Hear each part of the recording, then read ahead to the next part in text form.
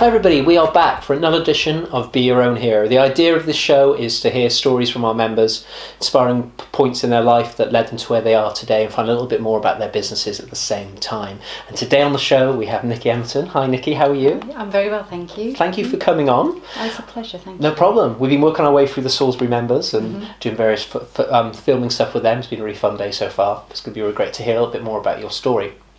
And again, like many of the people I've spoken to, I know bits of your story, but not in full, so it'd be really good to get into a little bit more about it. So we normally start sort of at the beginning, really, how things were for you as a child. Okay, so my mum and dad are both single parents, and there's just myself and my brother. We grew up in West London, nothing much to report about. My dad was quite strict though, and I think my mum was quite fearful of him, because I do remember he very much ruled the roost. And when I reached about the age of 10 or 11, they decided to get divorced, and that wasn't a particularly good time.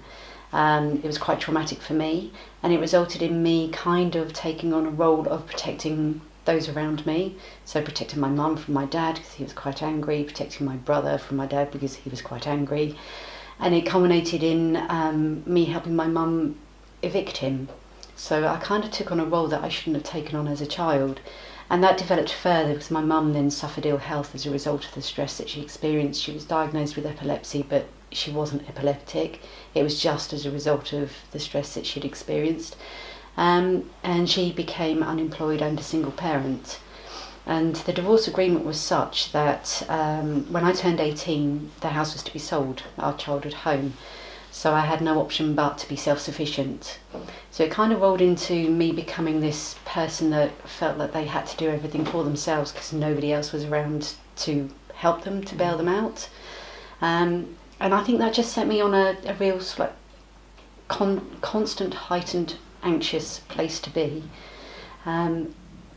Met my husband and we had children quite early. I was 21. We got married and had 2 children within the space of 2 years. And I think that just added to the just constant stress and strains, and there was never any respite.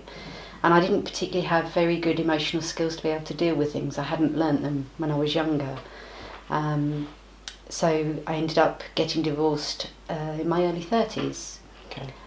During that time I met my current partner and we moved down to Salisbury and we had 2 more children.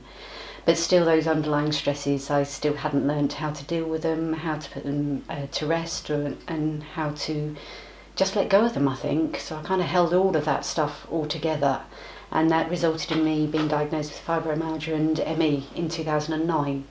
I had 4 children at the time, and not being able to function wasn't an option, but somehow my body was telling me to stop. And it wasn't going to stop producing anxiety, depression, chronic pain and chronic fatigue until I did. So I did, and I found something called the Lightning Process, which turned my life around. And that was in 2009. Went straight back to work, and I now knew that I had those tools, those emotional skills to be able to deal with what life inevitably does throw at you. And I decided that I wanted to become a practitioner in that. And that's where I am today now. But it's been quite a journey, and quite a lot of underlying ill health along the way that, looking back, I think was all because of the stresses in early life, and my parents just not being available to help me learn those skills, those resources, to be able to be a well-rounded human. Yeah, it's kind of the life skills side of it. It sounded like you had to probably grow up quicker than you should have. We hear that quite often, that people children have to grow up quick. They take on roles that really they shouldn't need to be taking. So it stops you evolving and developing emotional skills, intelligence, and all that kind of thing. And then it goes into, sounds like then later life you then it was 100 miles an hour, children came along, and then suddenly you've gone from, trying to find yourself into having to be a mum. And all of that brings the identity side of all of that.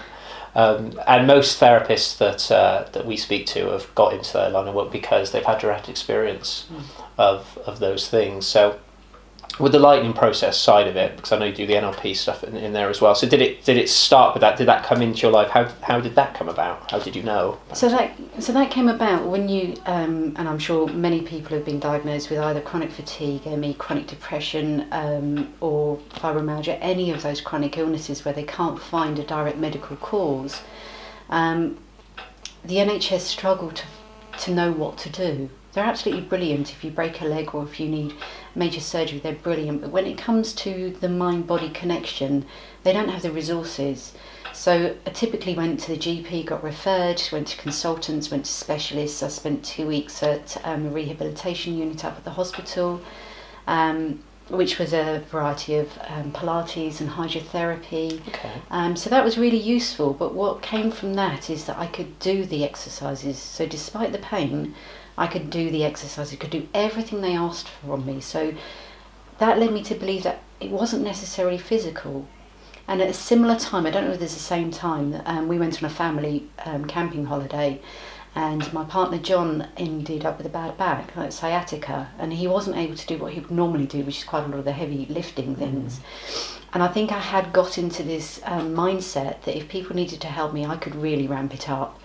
So I was doing all things around the campsite that he would normally do, heavy lifting, and I was absolutely fine. So put those two things together, I began to think that actually this wasn't just a physical condition, that there was more to it. And my consultant at the time, love him, I hated him, I cried my eyes out when he said that, but he turned around and said to me, not so much that it was in your mind, but it was more of a case of, this isn't a physical condition, there's something else going on. And that led me to Google. And this time Google came up trumps, because usually it just adds to people's stresses. But I Googled what can you do for fibromyalgia and chronic fatigue, and I came across this website which said about the lightning process and all of the success stories that are on there for, I think there's over 200 chronic conditions that it's helped with. And I was unsure because I wasn't earning at the time.